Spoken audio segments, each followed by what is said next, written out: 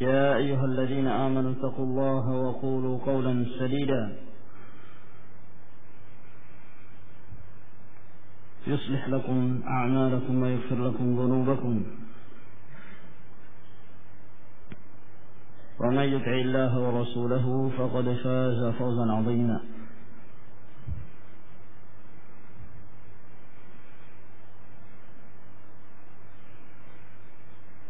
أما بعد فإن أصدق الحديث كلام الله تعالى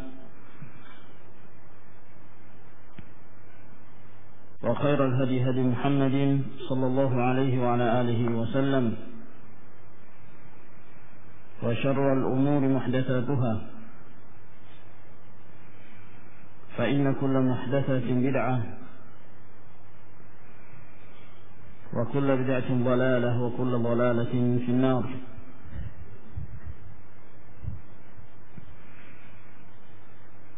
معاشر المسلمين رحمكم الله. Alhamdulillah, pada malam hari ini kita kembali berkumpul dalam pengajian pembahasan kitab Bulughul Maram min Adillatil Ahkam.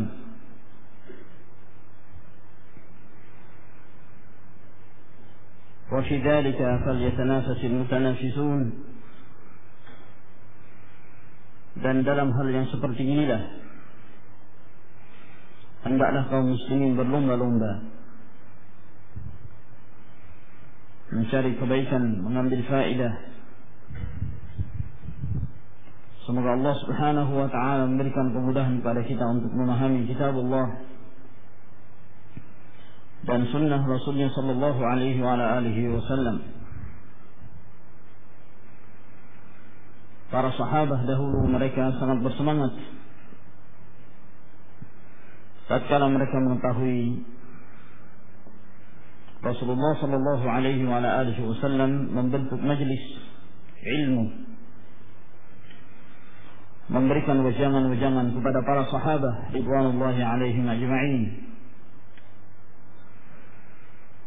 sehingga kesempatan yang demikian banyak dari kalangan para sahabat menimbulkan kecemburuan dari para wanita sahabiyat, sehingga mereka pun ingin mendapatkan waktu yang khusus dari Nabi alaihi salatu wassalam untuk menasihati mereka dan memberikan ilmu kepada mereka secara langsung, sebagaimana yang disebutkan oleh Al-Imam Bukhari rahimahullahu ta'ala. Ini menunjukkan bahwa semangat mereka dalam menuntut ilmu,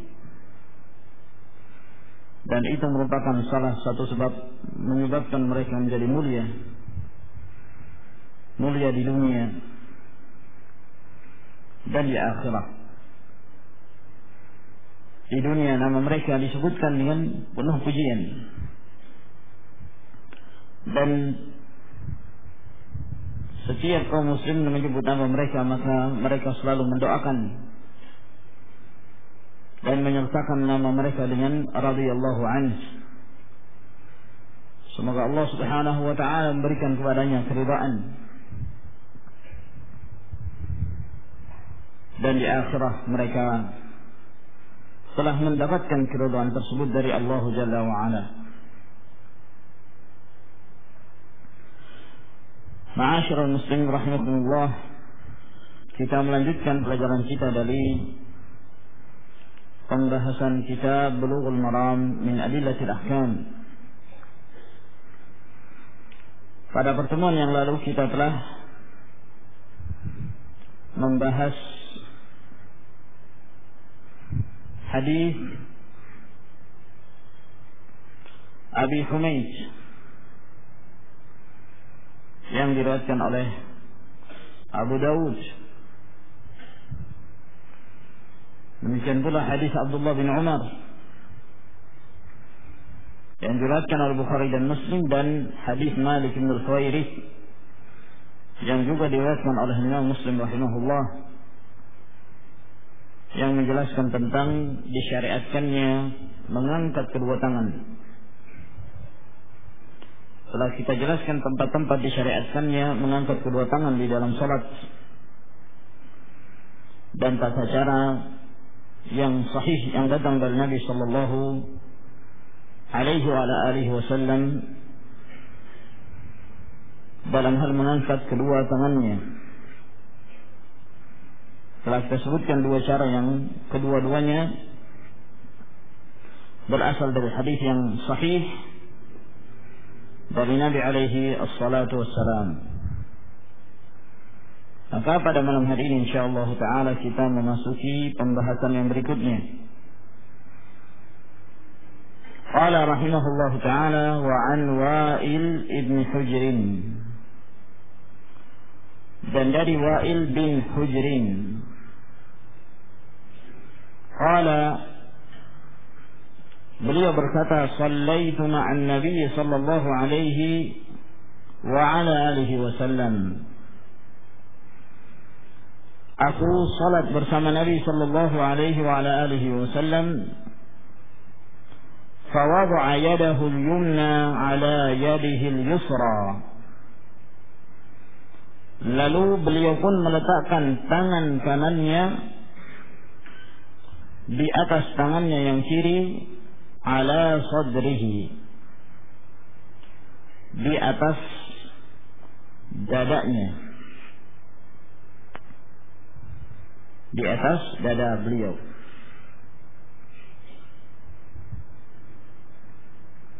Akhrajahu Ibnu Khuzaimah. Hadis ini dikeluarkan oleh Ibnu Khuzaimah, yakni dalam sahihnya.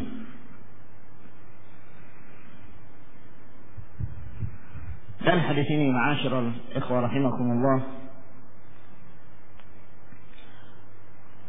yang pertama dari sisi sanad dan kedudukan hadis ini,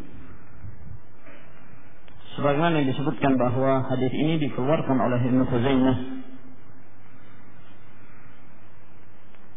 dan Ibnu Khuzaimah ini mengarang sebuah kitab yang masyhur dengan nama Sahih Ibnu Khuzaimah. Beliau intiqa di dalam memilih hadis, memilah-milah hadis, dan yang beliau anggap sahih beliau masukkan dalam kitabnya tersebut. Namun dalam sebagian hadis yang beliau masukkan dalam kitabnya terjadi tasahul. Ada yang beliau masukkan ke dalam hadis atau ke dalam kitab beliau tersebut yang zahir bahwa beliau mensahihkannya, namun para ulama menganggap bahwa Ibnu Khuzaimah termasuk di antara mereka yang memudahkan dalam mensahihkan sebuah hadis, yang terlalu memudahkan di dalam mensahihkan hadis. Oleh karena itu ada sekian hadis-hadis yang disebutkan oleh Ibnu Khuzaimah ditentang oleh para ulama dan dikritik oleh mereka, dan mereka melemahkannya, menjelaskan tentang ilal, penyakit-penyakit yang terdapat di dalam hadis tersebut. Adapun berkenaan tentang hadis Wa'il bin Hujr ini, Ibnu Khuzaimah meriwayatkannya, demikian pula Al-Imam Al-Baihaqi rahimahullahu ta'ala menyebutkan hadis ini dalam kitabnya Ma'rifatus Sunan wal Athar. Dan hadis ini berasal dari jalan seorang perawi yang bernama Mu'ammal bin Ismail. Mu'ammal bin Ismail meriwayatkan hadis ini dari Sufyan Ats-Tsauri. Sufyan Ats-Tsauri meriwayatkan hadis ini dari Asim bin Kulayb, dari ayahnya, dari Wa'il bin Hujr radhiyallahu ta'ala anhu. Dan dari jalan hadis ini kita mendapati seorang perawi yang bernama Mu'ammal bin Ismail. Dan perawi ini walaupun dia seorang yang diketahui jujur, namun memiliki hafalan yang buruk. Oleh karena itu para ulama menghukumi bahwa Mu'ammal bin Ismail sayyi'ul hifz, buruk hafalannya, sehingga terjadi banyak kekeliruan apabila dia meriwayatkan hadis-hadis dari Nabi sallallahu alaihi wasallam. Di saat dia meriwayatkan hadis dari hafalannya tersebut, maka inilah yang menyebabkan lemahnya riwayat ini. Ditambah lagi bahwa orang-orang atau para perawi yang mereka meriwayatkan hadis ini dari Sufyan Ats-Tsauri, sebagaimana kita sebutkan tadi bahwa Mu'ammal bin Ismail meriwayatkan hadis ini dari Sufyan Ats-Tsauri, dari Asim bin Kulayb, dari ayahnya Kulayb, dari Wa'il bin Hujr. Nah, di sana ada perawi-perawi yang lain dari murid-murid Sufyan Ats-Tsauri, mereka meriwayatkan hadis yang sama dengan hadis ini. Hadis yang diriwayatkan oleh Mu'ammal bin Ismail, mereka juga meriwayatkan dari Sufyan Ats-Tsauri, seperti Abdul Razzaq bin Hammam bin Nafi', Abdullah ibn al-Walid, Yahya bin Adam, Abu Nu'aim Al-Fadl bin Dukain, dan yang lainnya. Mereka ini terkenal sebagai perawi-perawi yang thiqah, bahkan sangat terpercaya dalam meriwayatkan hadis-hadisnya. Mereka meriwayatkan hadis ini dari jalan Sufyan Ats-Tsauri dengan jalur yang sama, namun terjadi perbedaan lafaz. Kalau Mu'ammal bin Ismail meriwayatkan hadis ini, dia mengatakan Shallaitu ma'an Nabi sallallahu alaihi wasallam, bahwa Wa'il bin Hujr mengatakan aku salat bersama Nabi sallallahu alaihi wasallam, lalu beliau meletakkan tangan kanannya di atas tangan kirinya, di atas dadanya. Khusus lafaz ala sadrihi, di atas dadanya ini. Tambahan ini yang disebutkan oleh Mu'ammal bin Ismail, yang tidak disebutkan oleh perawi-perawi yang lainnya, yang lebih thiqah, yang lebih terpercaya dalam meriwayatkan hadis dari Sufyan Ats-Tsauri, dari jalur tersebut, dari Wa'il bin Hujr, bahwa Wa'il bin Hujr meriwayatkan hadis ini dari Nabi sallallahu alaihi wasallam. Beliau hanya mengatakan bahwa aku salat bersama Nabi sallallahu alaihi wasallam, lalu aku melihat beliau meletakkan tangan kanannya di atas tangan kirinya. Tidak disebutkan ada lafaz ala sadrih, di atas dadanya. Ya. Kalau di dalam ilmu mustalahul hadis, seorang perawi yang dhaif menyelisihi perawi-perawi yang thiqah, yang terpercaya, maka hadisnya yang dhaif ini dihukumi sebagai hadis munkar,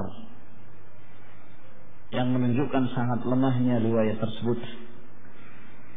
Nah, di sini kita melihat Mu'ammal bin Ismail, perawi yang buruk hafalannya, dilemahkan oleh para ulama. Ditambah lagi semakin lemahnya riwayat tersebut karena dia telah menyelisihi riwayatnya para perawi yang terpercaya, para perawi yang lebih thiqah. Mereka meriwayatkan dari Sufyan Ats-Tsauri tanpa ada tambahan ala sadri, di atas dadanya.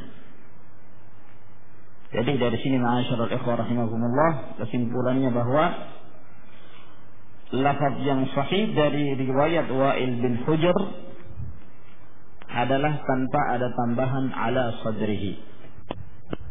Yang sahih hanya sampai kepada ucapan Shallaitu ma'an Nabi sallallahu alaihi wasallam fawada'a yadahu al-yumna ala yadihi al-yusra. Aku salat bersama Nabi sallallahu alaihi wasallam, lalu beliau meletakkan tangan kanannya di atas tangan kirinya. Tidak ada tambahan ala sadri. Adapun tambahan ala sadrihi, di atas dada, ini tambahan yang munkar dalam riwayat Ibnu Khuzaimah. Ini berkenaan tentang kedudukan hadis Wa'il bin Hujr yang disebutkan oleh Al-Hafidh Ibnu Hajar rahimahullahu ta'ala. Namun kita akan menjelaskan beberapa ahkam yang berkenaan tentang hadis ini. Disebutkan di dalam hadis ini sahabat yang meriwayatkan adalah Wa'il bin Hujr. Wa'il bin Hujr bin Rabi'ah Al-Hadrami Abu Hunayd beliau berasal dari Hadramaut. Bahkan ayahnya dahulu termasuk di antara penguasa Hadramaut. Ya, penguasa Hadramaut. Dan beliau termasuk di antara utusan-utusan yang datang kepada Nabi sallallahu alaihi wasallam, lalu kemudian beliau menyatakan keislamannya. Dan Wa'il bin Hujr radhiyallahu taala anhu ini termasuk di antara sahabat yang punya perhatian khusus dalam memperhatikan salatnya Rasulullah sallallahu alaihi wasallam. Oleh karena itu, di antara para sahabat yang banyak meriwayatkan tentang sifat-sifat salatnya Rasulullah sallallahu alaihi wasallam, di antara mereka adalah Wa'il bin Hujr radhiyallahu taala anhu. Dan para ulama banyak yang meriwayatkan hadis-hadis beliau. Di antara mereka adalah Imam Muslim, demikian pula Ashabus Sunan. Semua para pengarang kitab hadis, baik Al-Imam Muslim, demikian pula pengarang kitab-kitab Sunan, mereka mengeluarkan hadis Wa'il bin Hujr ini, kecuali Al-Imam Al-Bukhari rahimahullahu ta'ala. Beliau tidak menyebutkan hadis Wa'il bin Hujr di dalam sahihnya. Dari Wa'il bin Hujr beliau mengatakan, "Shallaitu ma'an Nabi sallallahu alaihi wasallam." Aku salat bersama Nabi sallallahu alaihi wasallam. Di sini menunjukkan semangatnya para sahabat ridwanullahi alaihim ajma'in dalam menukil apa saja yang dikerjakan oleh Nabi sallallahu alaihi wasallam pada saat salat. Karena mereka mengetahui pentingnya masalah ini. Sehingga perbuatan-perbuatan Rasulullah mereka nukilkan sedetail-detailnya. Apa yang beliau kerjakan, apa yang beliau perbuat pada saat beliau mengerjakan salat. Maka ketika Wa'il bin Hujr mengatakan aku salat bersama Nabi sallallahu alaihi wasallam, ini semakin menegaskan bahwa beliau sendiri yang melihat kejadian ini. Beliau sendiri yang melihat kejadian salatnya Nabi alaihi wasallam, tidak melalui perantara. Sebab para sahabat radhiyallahu ta'ala anhum terkadang mereka meriwayatkan hadis dari Nabi sallallahu alaihi wasallam, namun ada perantara antara sahabat ini dengan Nabi. Tapi sahabat ini tidak menyebutkan siapa sahabat yang dia mengambil riwayat darinya. Hal ini disebabkan karena para sahabat tidak seorang pun dari mereka yang dikenal berdusta. Sehingga pada saat mereka mengetahui ada seorang sahabat memberitakan hadis, mereka memastikan kebenarannya dan memastikan kejujurannya, sehingga kadang-kadang mereka tidak sebutkan. Ini di kalangan para ulama al-muhadditsin mengenal dengan istilah marasilus sahabah. Ya, riwayat-riwayat mursalnya para sahabat, yaitu seorang sahabat yang meriwayatkan hadis dari Nabi sallallahu alaihi wasallam melalui perantaraan sahabat yang lain, tapi sahabat ini dijatuhkan dan dia tidak menyebutkannya. Ini sepakat para ulama bahwa riwayat yang demikian ini tidaklah memudaratkan keabsahan sebuah riwayat, tidak memudaratkan kesahihan satu hadis, karena para sahabat lam yakdzib ba'dhum ba'dha, mereka tidak pernah berdusta dan tidak diketahui pada lisan mereka dusta. Al-Bara' bin Azib radhiyallahu ta'ala anhu beliau mengatakan, "Laisa kullu haditsin sami'na 'anil Nabi sallallahu alaihi wasallam minhu ma sami'nah wa minhu ma sami'na min ghairihi." Di antara hadis itu ada yang kami dengarkan langsung dari lisan Nabi alaihi salatu wasallam, dan di antara hadis-hadis tersebut ada yang kami dengarkan dari sahabat yang lain. Walam yakdzib ba'duna ba'dha.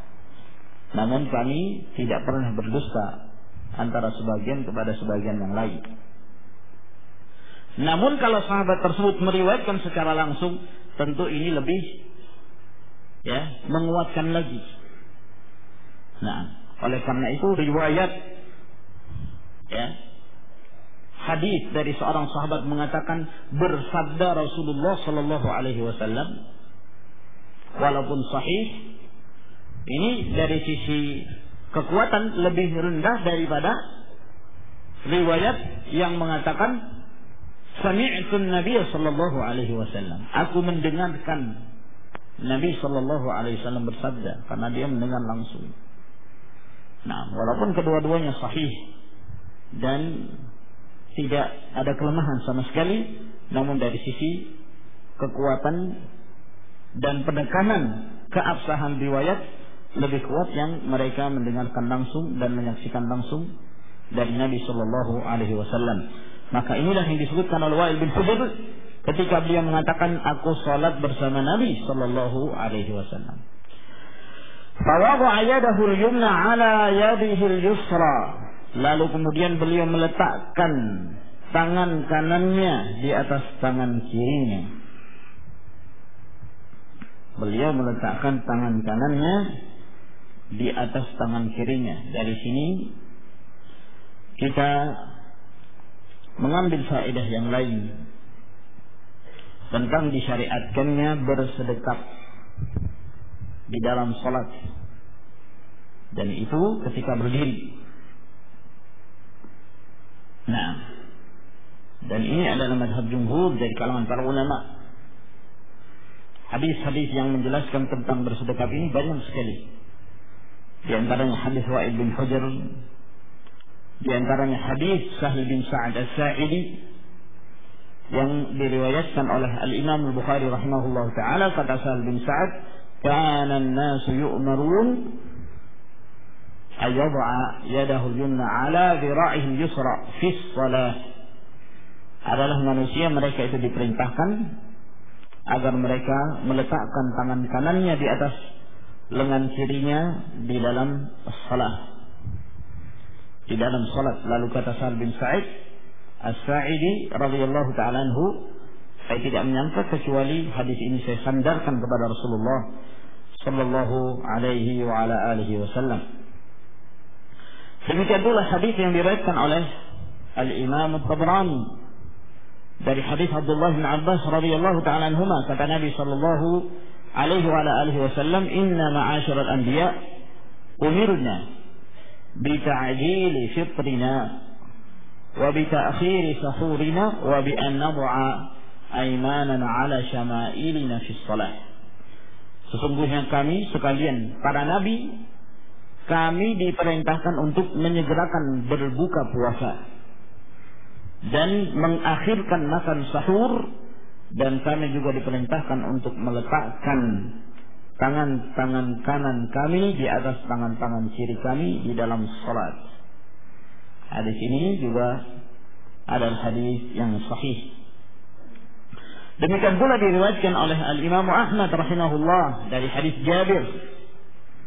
Beliau menyebutkan bahwa pernah Nabi sallallahu alaihi wasallam melewati seseorang yang sedang salat. Melewati seseorang yang sedang salat. Dalam riwayat yang lain disebutkan bahwa orang itu adalah Abdullah bin Mas'ud radhiyallahu ta'ala anhu. Nah, orang itu ketika salat tangan kirinya di atas. Jadi dia bersedekap, tapi dia meletakkan tangan kirinya di atas tangan kanannya. Dalam keadaan Nabi sallallahu alaihi wasallam melihatnya. Maka Rasulullah sallallahu alaihi wasallam mendatangi orang yang salat tersebut, lalu tangannya dibalik. Tangan kanannya yang diletakkan di atas tangan kiri. Hadis ini juga dihasankan oleh Syekh Al-Imam Al-Albani rahimahullahu ta'ala. Dan banyak lagi hadis-hadis yang lain yang menunjukkan disyariatkannya mengangkat, meletakkan tangan kanan di atas tangan kiri di dalam salat. Tangan kanan di atas tangan kiri, bukan tangan kiri di atas tangan kanan. Adapun tangan kiri di atas tangan kanan ini telah menyalahi sunnah sebagaimana yang telah saya sebutkan tadi dari hadis Jabir radhiyallahu ta'ala anhu. Dan ini adalah pendapat jumhur dari kalangan para ulama. Hampir banyak dari kalangan para ulama yang menyebutkan tentang disyariatkannya bersedekap ketika salat. Memang ada sebagian pendapat, dan itu dinukilkan dari sebagian para ulama salaf, di antaranya Abdullah bin Zubair, dan juga salah satu riwayat dari Al-Imam Malik rahimahullah, bahwa mereka ketika sholat mereka tidak bersedekap, jadi tangannya lepas turun ke bawah, namanya irsal, melepaskan, yakni tidak bersedekap. Ini dinukilkan dari sebagian para ulama salaf. Namun tentunya yang rajih alladzi ma'ad dalil, yang berjalan bersama dengan dalil dan telah sahih dalil-dalil yang datang dari Nabi sallallahu alaihi wa ala alihi wasallam tentang masalah bersedekap ini, sebagaimana yang kita sebutkan tadi. Ada juga yang memberikan udzur kepada Al-Imam Malik rahimahullah. Ada yang memberikan udzur kepada Al-Imam Malik rahimahullah ta'ala bahwa Al-Imam Malik pada waktu itu beliau tidak bersedekap bukan karena beliau mengatakan disyariatkannya tidak bersedekap. Sebab ada 3 riwayat memang yang diriwayatkan oleh murid-murid Al-Imam Malik ketika mereka meriwayatkan dari Imam Malik rahimahullah. Ada yang mengatakan bahwa Imam Malik bersedekap, dan nanti akan kita sebutkan tata cara bersedekapnya yang dinukilkan dari Imam Malik. Ada pula yang meriwayatkan bahwa Imam Malik tidak bersedekap, melepaskan tangannya. Nah, namun sebagian mereka membantah bahwa Imam Malik tidak bersedekap pada waktu itu karena beliau dalam keadaan sakit. Beliau tidak mampu menjadikan kedua tangannya bersedekap sehingga beliau melepaskan. Dan itu sempat dilakukan oleh Imam Malik rahimahullah ta'ala beberapa saat, sehingga dari Al-Imam Malik rahimahullah asalnya bahwa beliau tidak mengatakan disyariatkannya tidak bersedekap, namun beliau melakukan itu hanya karena ada illah, ada penyakit yang menyebabkan beliau tidak bersedekap. Yang rajih sebagaimana yang kita sebutkan adalah yang berjalan bersama dalil, yaitu meletakkan tangan kanan di atas tangan kiri di dalam as-shalah. Kemudian masalah yang berikutnya, ketika kita bersedekap, kita letakkan di mana? Bagaimana tata cara bersedekap yang sabit dari Nabi sallallahu alaihi wasallam? Di sini juga terjadi khilaf di kalangan para ulama. Ada yang mengatakan bersedekap itu di bawah pusar, ya, al-kaffu ma'al kaf. Jadi, nah, taruh di bawah. Mungkin anda pernah lihat ada orang sholat seperti ini, ya kan? Khususnya mereka yang bermazhab al-Hanafiyah. Al-Ahnaf itu banyak sekali. Salatnya demikian, telapak tangan kanan di atas tangan kirinya, telapak tangan kirinya, punggung tangan kirinya, lalu kemudian di bawah pusar, ya, seperti orang yang malas ketika mengerjakan salat. Nah, ada lagi sebagian pendapat yang mengatakan tidak dilepas, tidak sedekap sama sekali. Saya telah sebutkan tadi bahwa itu diriwayatkan dari Imam Malik dan beberapa asar dari para ulama salaf. Ada yang mengatakan bahwa bersedekap itu di atas pusar, di bawah dada. Di atas pusar, di bawah dada. Dan ada juga yang berpendapat di dada, ya. Ya, ini di tepat mengenai dada. Nah, ini ma'asyiral ikhwah rahimakumullah, khilaf yang terjadi di kalangan para ulama. Dari Al-Imam Malik rahimahullah ta'ala, mereka meriwayatkan ada 3 pendapat dari Imam Malik. Ada yang mengatakan bahwa beliau melepas. Ada lagi pendapat yang mengatakan bahwa Imam Malik meletakkan tangan kanan di atas tangan kirinya, di bawah dada dan di atas pusar. Di bawah dada, di atas pusar. Nah, dan pendapat yang ketiga, mereka meriwayatkan riwayat yang ketiga dari Imam Malik bahwa Imam Malik mengatakan boleh, terserah. Mau dilepas boleh, mau bersedekah juga dibolehkan. Dari Al-Imam Syafi'i rahimahullahu ta'ala juga ada 3 riwayat. Ada riwayat yang mengatakan di bawah pusar, ada yang tepat mengenai pusar, ada yang di atas pusar, di bawah dada, ada yang di atas dada. Dari Al-Imam Ahmad juga ada 3 riwayat. Di bawah pusar, di atas pusar, yang kedua di atas pusar, di bawah dada, dan yang ketiga dua-duanya boleh. Nah, dan ada lagi pendapat-pendapat yang lain. Namun ini kesimpulan dari apa yang telah kita sebutkan, masalah khilaf tentang peletakan tangan kanan di atas tangan kiri itu. Tentunya dalam hal ini ma'asyiral ikhwah rahimakumullah, untuk mengetahui mana pendapat-pendapat di antara mereka yang rajih, harus kembali kepada dalil. Harus kembali kepada dalil yang datang dari Nabi sallallahu alaihi wa alihi wasallam. Disebutkan di dalam hadis ini yang telah kita sebutkan tadi, bahwa Ibnu Khuzaimah meriwayatkannya, dan telah kita sebutkan pula bahwa tambahan ala sadrihi, tambahan meletakkan tangan kanan di atas tangan kiri di atas dada, ini tambahan yang munkar, khususnya dalam riwayat Wa'il bin Hujr ini. Nah, karena dalam sanadnya ada perawi yang namanya siapa tadi? Mu'ammal bin Ismail.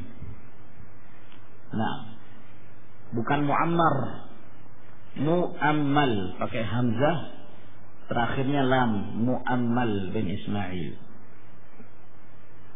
dhaif, sayyi'ul hifdz. Namun ada riwayat yang lain.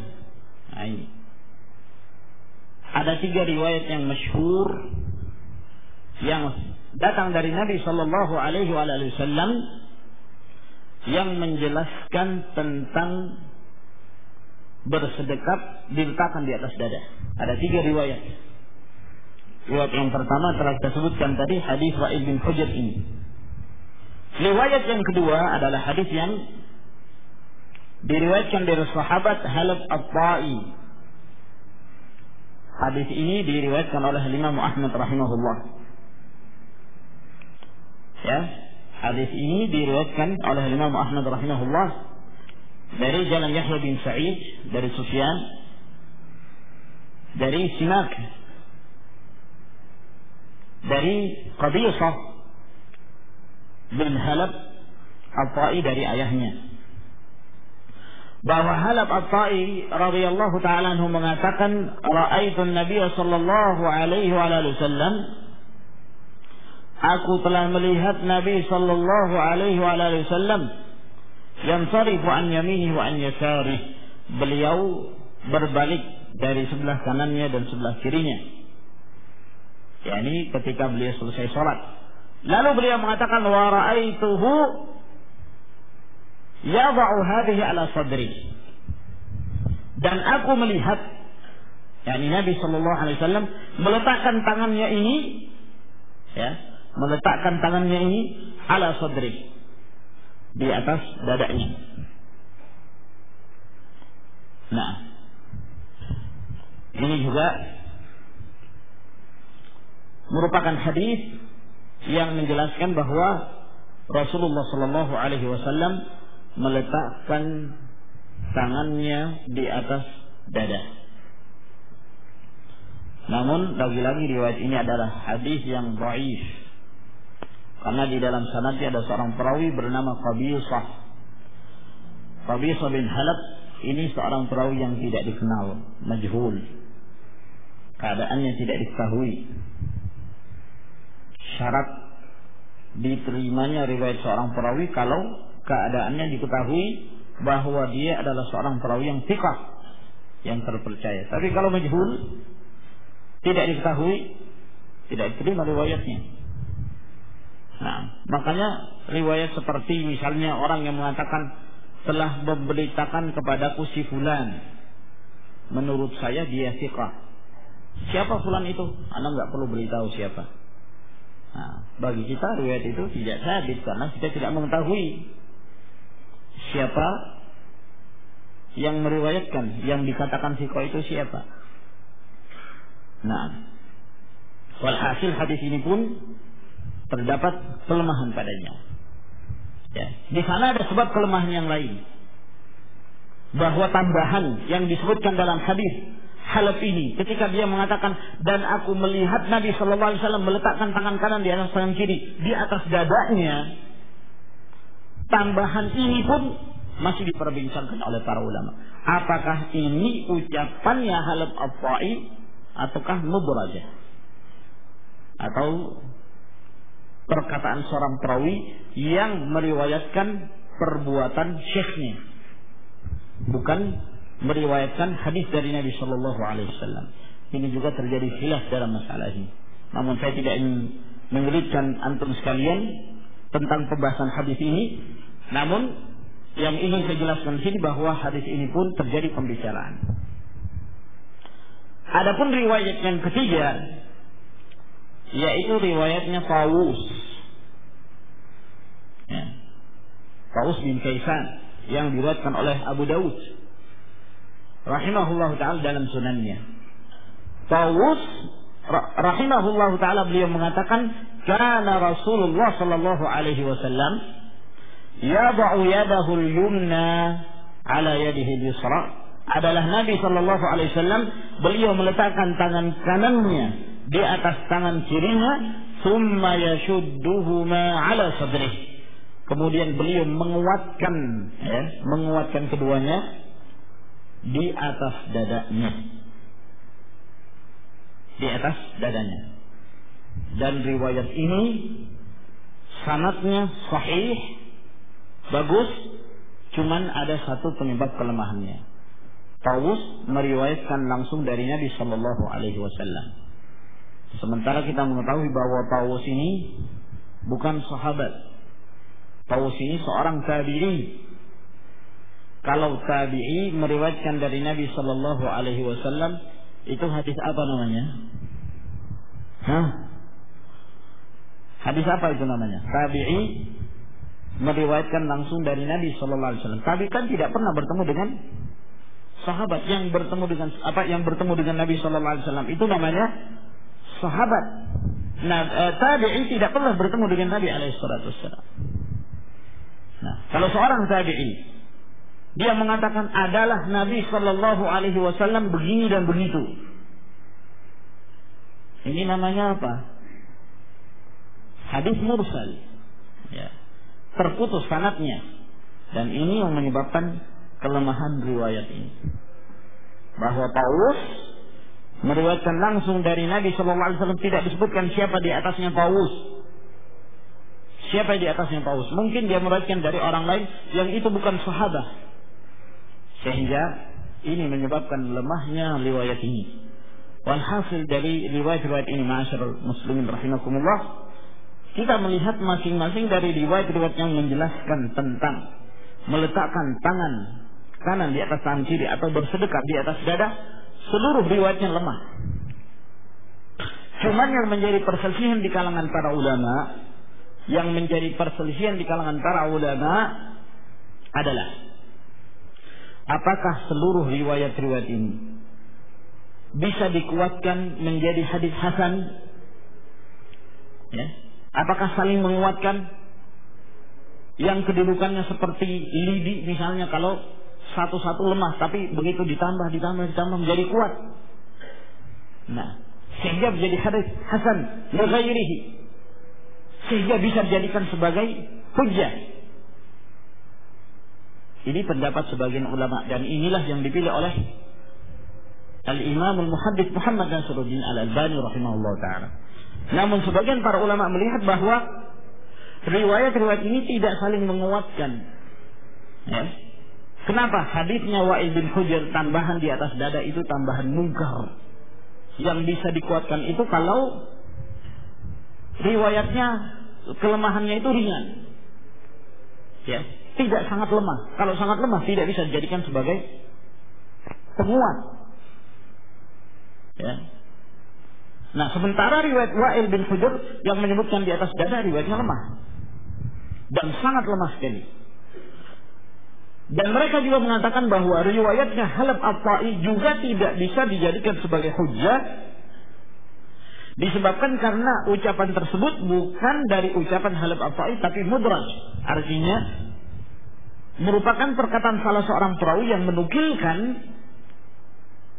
dari gurunya, bukan dari Nabi Shallallahu Alaihi Wasallam. Sehingga tidak ada yang tinggal kecuali riwayatnya Tawus, sementara riwayatnya Tawus pun mursal, terputus sanadnya, sehingga kesimpulannya bahwa hadis-hadis yang menjelaskan tentang meletakkan tangan kanan di atas tangan kiri adalah dhaif. Nah, ini yang dikuatkan oleh Al-Imam Al-Muhaddits Muqbil bin Hadi Al-Wadi'i rahimahullahu ta'ala, bahwa riwayat-riwayat ini lemah. Nah, disinilah letak perselisihan yang terjadi di kalangan para ulama, sehingga mereka mengatakan disyariatkannya meletakkan di atas dada. Mereka berpendapat bahwa hadis-hadis ini bisa saling menguatkan, ya, dan banyak memang dari kalangan para ulama yang menguatkan hadis ini, ya, diantaranya yang membahas secara panjang lebar, dan pendapatnya sama seperti yang disebutkan oleh Syekh Al-Albani rahimahullah. Al-Mubarakfuri dalam kitabnya Tuhfatul Ahwazi membahas secara panjang lebar dan membantah mereka yang melemahkan riwayatnya hadis Qabisah bin Halab ini, ya, saya melemahkan hadisnya Mu'annad bin Ismail. Walhasil terjadi khilaf dalam masalah ini. Nah, namun ada hadis yang diriwayatkan oleh Al-Imam An-Nasa'i, Abu Dawud, juga hadis Wa'il bin Hujr. Hadis ini adalah hadis yang sahih. Ya, hadis ini adalah hadis yang sahih. Ketika Wa'il bin Hujr menjelaskan tentang tata cara salatnya Nabi Shallallahu Alaihi Wasallam, beliau mengatakan, "Tsumma wada'a yadahu al-yumna ala dhahri kaffihi al-yusra war-rusghi was-sa'id." Bahwa Rasulullah Shallallahu Alaihi Wasallam ketika meletakkan tangan kanannya di atas tangan kirinya, beliau meletakkan tangan kanannya di atas, ya, tangan kirinya, dhahri kaffil yusra, punggung telapak tangan, war rusuk, ar-rusuk itu ini apa ini, pergelangan tangan, wa as-sa'id, lengan. Jadi seperti ini. Nah, Rasulullah Shallallahu Alaihi Wasallam ketika meletakkan tangan kanannya di atas tangan kirinya, maka beliau meletakkan di atas punggung telapak tangannya, di atas pergelangannya, dan di atas lengannya. Nah, tambah lagi dalam hadis yang kita sebutkan tadi, hadisnya Sa'id bin Sa'ad As-Sa'idi yang diriwayatkan oleh Imam Al-Bukhari sahih, kata beliau adalah kaum muslimin mereka diperintahkan untuk meletakkan tangan kanannya ala zira'ihil yusra, di atas lengannya yang kiri, di atas lengannya yang kiri. Maka ini menunjukkan bahwa cara kita dalam bersedekah seperti yang disebutkan oleh Wa'il bin Hujr dan seperti yang disebutkan oleh Sa'id bin Sa'ad As-Sa'idi, yaitu seperti yang telah disebutkan dalam hadis. Nah, kalau kita seperti ini, kira-kira diletakkan di mana ini? Mungkin tidak di bawah pusar. Wah, semakin repot masa. Nah, kita sholat, peletakan sedekahnya seperti yang disebutkan di atas lengan lalu kemudian di bawah pusar, itu tidak mungkin. Tepat mengenai pusar juga tidak. Ya, paling kalau dalam batas normal seorang yang demikian di atas pusar, iya kan? Di atasnya pusar, di atas dada atau mendekati dada. Di atas dada atau mendekati dada. Ada dua cara. Boleh dengan meletakkan wawa'a, ini salah satu riwayat, juga boleh dengan menggenggam,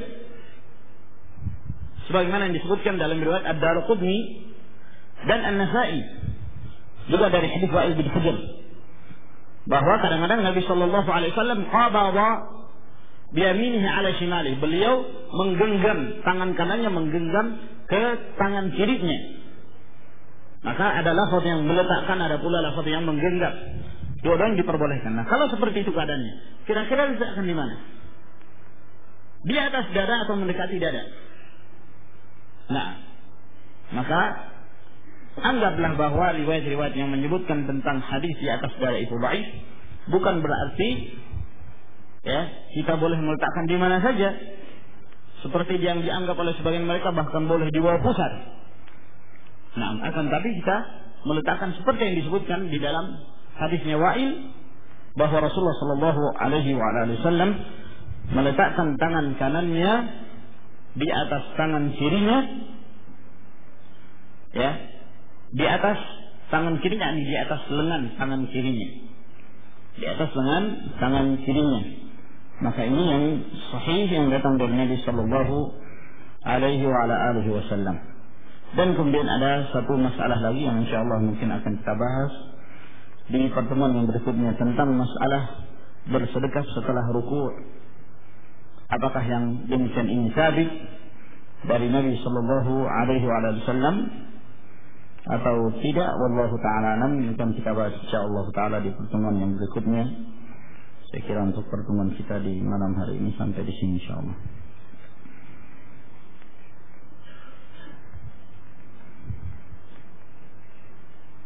Ini ada yang bertanya, ketika saya membaca Al-Fatihah dalam sholat, karena tidak konsentrasi, saya lupa sampai ayat berapa, kemudian saya baca Al-Fatihah dari awal lagi, maka boleh apa tidak? Boleh insyaallah.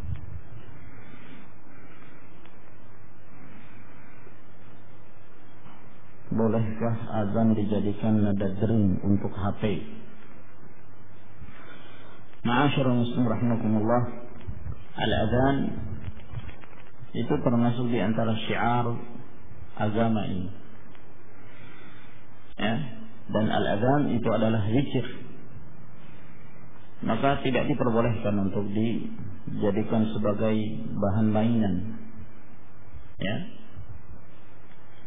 Seakan-akan hanya sekedar dijadikan sebagai ringtone saja. Nah, bunyi ya, entah sampai lafaz yang mana itu, mungkin Allahu baru sampai Allahu terus dipencet. Nah, ya, atau mungkin sampai Allahu Ak terus dipencet. Ya, karena memang tujuannya jadikan sebagai ringtone saja. Nah, dan ini ya dapat menjurus pada sikap merendahkan syiar Allah Subhanahu wa taala, syiar agama ini. Demikian pula termasuk di dalamnya adalah bacaan ayat-ayat Al-Quran Karim. Nah, bacaan Al-Quran Karim murattal tidak boleh dijadikan sebagai ringtone. Nah, ini peringatan bagi kaum muslimin. Ya, jadi hindari dalam ringtone itu musik, karena itu diharamkan. Segala sesuatu yang berbentuk musik dihindari. Hindari dalam ringtone itu ya zikrullah dan ayat-ayat Allah Subhanahu wa taala. Nah, ya. Lalu gimana? Ya banyak yang lain. Nah, apakah yang pembicaraan kalam atau ya atau bel ya seperti bel telepon biasa. Nah, yang demikian tidak mengapa. Nah, lalu gimana kalau azan itu dijadikan sebagai alarm? Ya, supaya bangun subuh misalnya, atau bangun di waktu-waktu tertentu. Yang keluar adalah bunyi azan. Nah, saya pernah bertanya kepada Syekh Abdullah hafizahullah ta'ala dalam masalah ini, dan beliau mengatakan diperbolehkan apabila bertepatan dengan waktu adzan.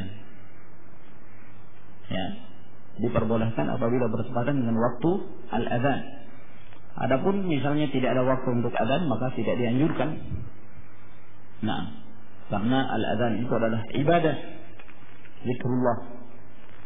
Jadi kalau waktu subuh misalnya, kan ada 2 adzan itu subuh. Ada adzan pertama, ada adzan kedua.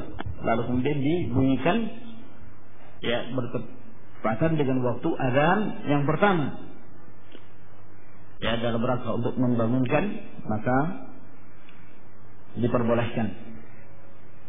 Nah, tapi kalau misalnya jam 10 pagi dibunyikan, ya, maka itu bukan merupakan waktu untuk adzan, maka sebaiknya dihindari. Wallahu ta'ala.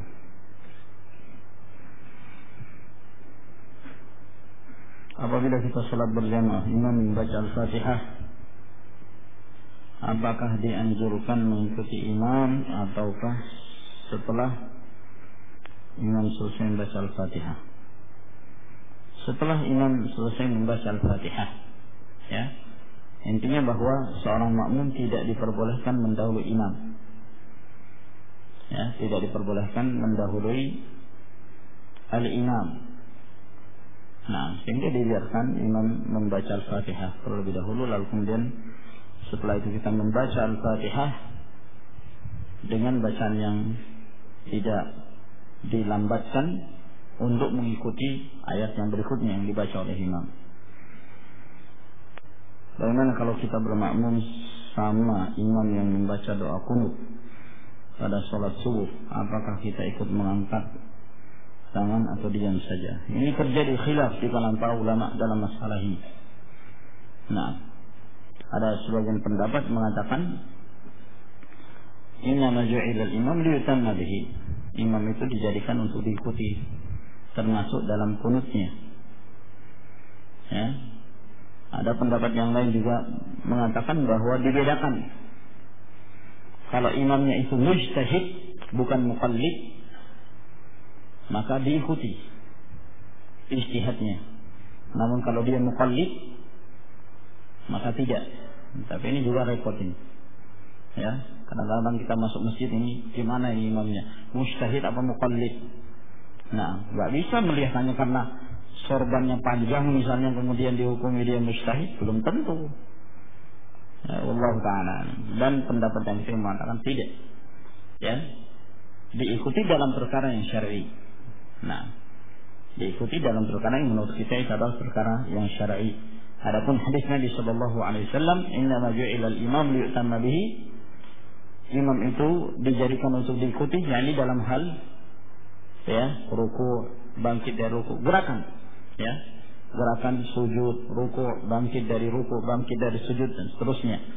Adapun perbuatan-perbuatan dilakukan di antaranya, maka kita mengamalkan sesuai dengan apa yang kita ketahui dari sunnah Rasulullah sallallahu alaihi wasallam. Apabila imam menggerak-gerakkan jari, kita berpendapat tidak menggerakkan jari, maka kita mengikuti apa yang menurut kita sunnah. Maka demikian pula dalam hal qunut. Nah, dan ini Allah Ta'ala alam yang ana amalkan, dan itu yang dikuatkan oleh Syekh Muqbil rahimahullah ta'ala. Apa hukumnya sujud sahwi, wajib ataukah sunnah? Kalau wajib, apa dalilnya? Perintah-perintah yang datang dari Nabi sallallahu alaihi wasallam, fal yasjud sajdatay as-sahwi, hendaklah dia sujud, ya, 2 kali sujud sahwi. Maka perintah yang datang dari Nabi alaihi salatu wassalam asal hukumnya wajib. Apabila seorang itu meninggalkan suatu hal yang wajib, maka diwajibkan bagi dia untuk sujud sahwi.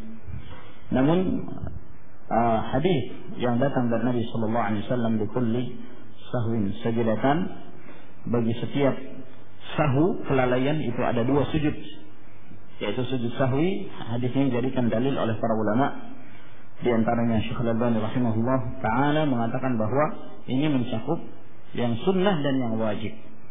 Jadi kalau seorang misalnya biasanya dia melakukan sesuatu yang sunnah, lalu dia meninggalkannya karena lalai, ya, karena lupa, maka disunnahkan pula bagi dia untuk sujud sahwi. Tapi kalau dia meninggalkan yang wajib, maka wajib pula bagi dia untuk sujud sahwi. Wallahu ta'ala.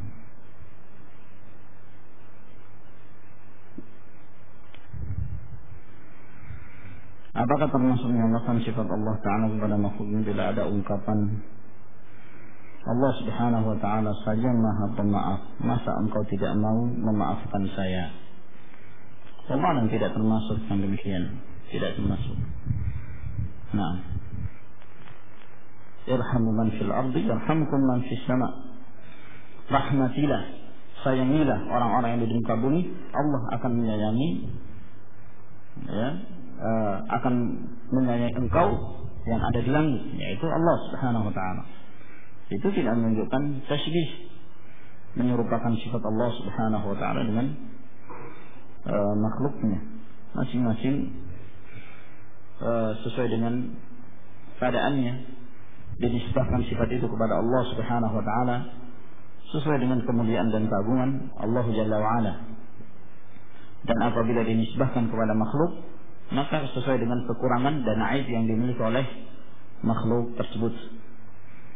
Apakah salat jenazah dan salat Id mengangkat tangan pada setiap kali takbir? Ini telah kita bahas dahulu jika kita bahas tentang masalah mengangkat tangan, dan yang sahih disyariatkan mengangkat tangan baik pada takbir Idul Fitr, Idul Adha, demikian pula pada salat jenazah. Apa hukum orang tua mengusir anaknya karena durhaka dan selalu menyusahkan orang tuanya? Nah, ya, sepantasnya bagi orang tua jangan terlalu cepat mendoakan kejelekan pada anaknya. Namun hendaklah mereka bersabar dan mendoakan anaknya tersebut semoga Allah Subhanahu wa Ta'ala memberikan kepadanya hidayah. Wallahu a'lam.